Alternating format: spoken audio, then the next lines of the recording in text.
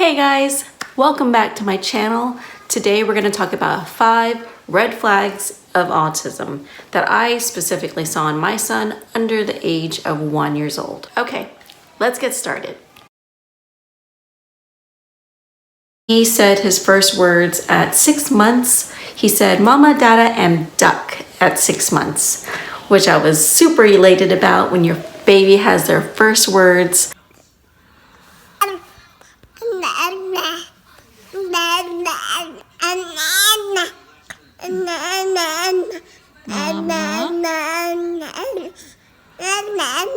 Mama, yeah.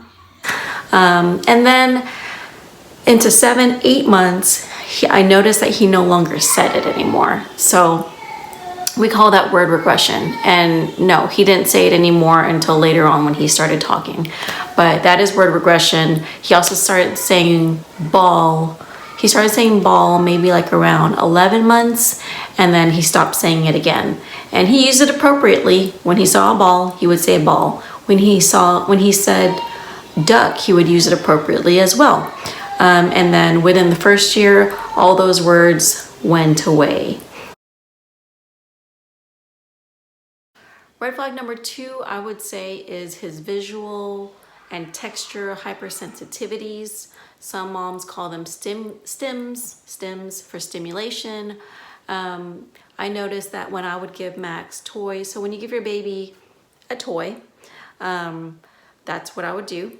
Max would play with the toy, follow that toy with his peripheral vision, do the other side, and constantly play with the visuals of that toy in different visual perceptions that he can play it in. He would do that. Yes, I definitely noticed that from the very beginning when he would play with his toys.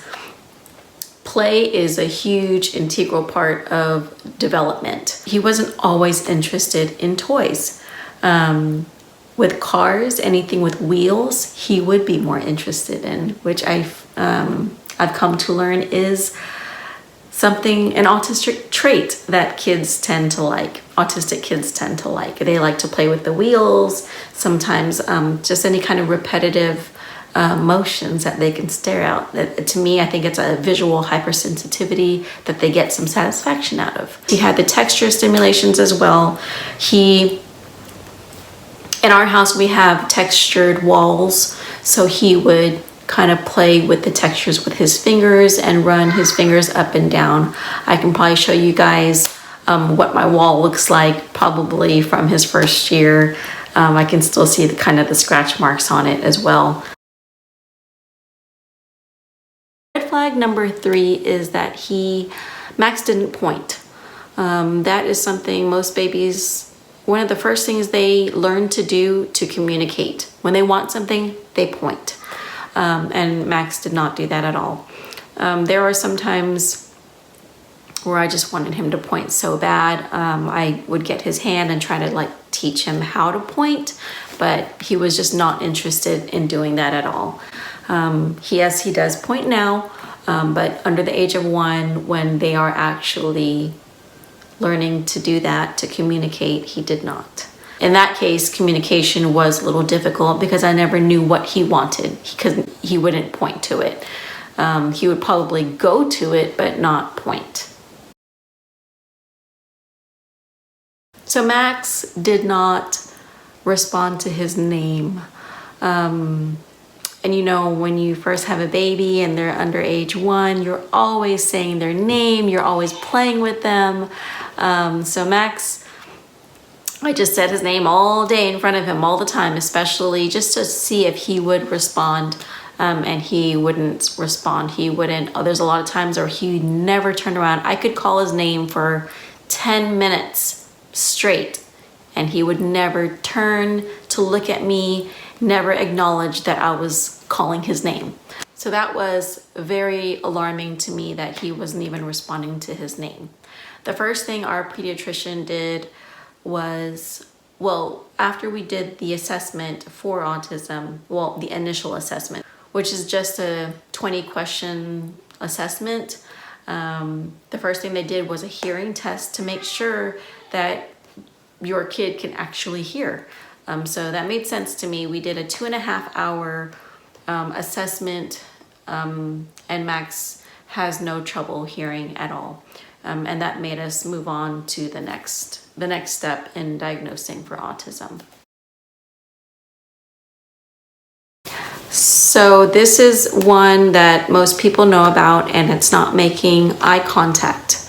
Max made great eye contact with me. I was with him constantly. I didn't work for the first 6 months that he was born because I was a little sick during delivery. So I spent a lot of time with him. He made good eye contact with me. But the reason why I'm saying it now is because his grandparents actually noticed it with them. So for some reason, he did not make good eye contact with them at all. He just wasn't interested. Again, it kind of goes in combination with not responding to their name, and then as well as not making any eye contact. I should also say that Max was actually pretty social. He didn't, social in a way where he didn't really care who carried him. He didn't cry if like a stranger carried him. He would go to anybody. So in that sense, I felt like he was very social. It was just more so the eye contact thing. It wasn't always there. Sometimes even loud sounds wouldn't even make him turn around. So just keep that in mind when, you're calling their name. Are they looking at you? Are they responding to the sounds that you're making?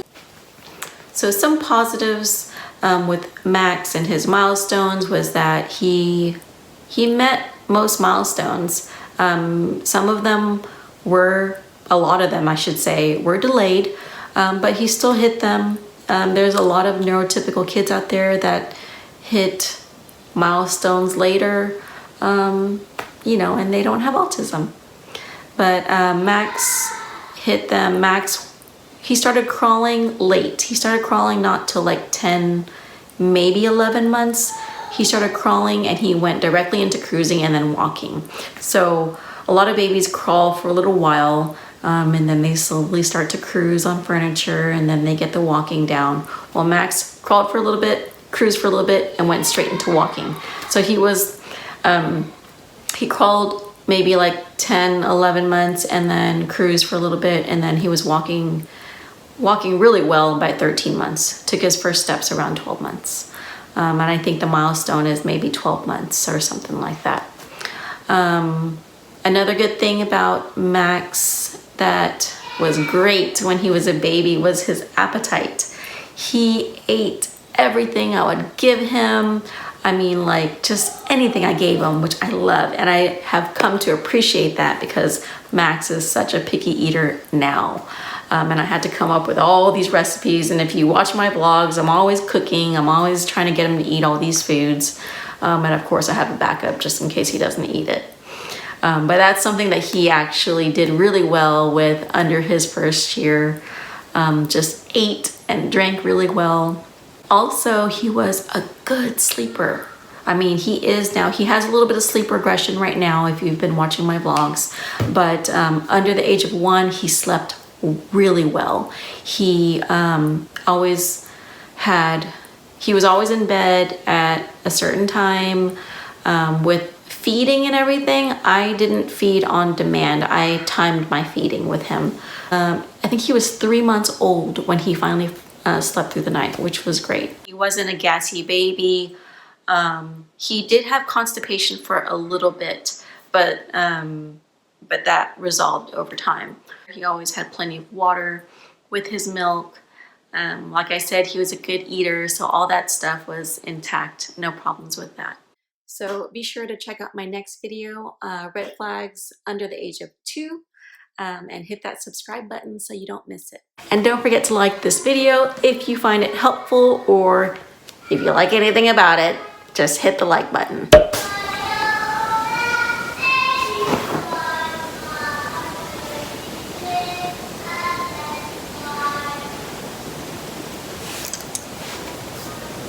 That's Max singing in the background.